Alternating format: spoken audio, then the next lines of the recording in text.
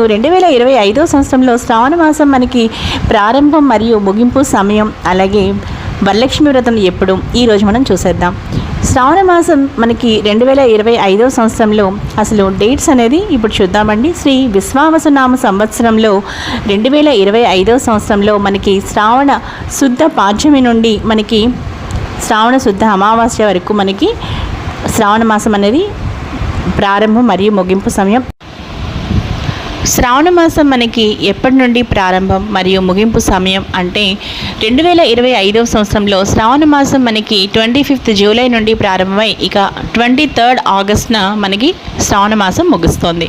ఇవన్నీ డేట్స్. ఇంకా వరలక్ష్మి వ్రతం ఎప్పుడు వచ్చింది అంటే 8 ఆగస్ట్ 2025, ఆగస్టు 8వ తారీఖున మనకి వరలక్ష్మి వ్రతం. చూసారు కదండి, 2025 సంవత్సరంలో శ్రావణ మాసం ప్రారంభం మరియు ముగింపు సమయం, అలాగే వరలక్ష్మి వ్రతం. ఓం శ్రీ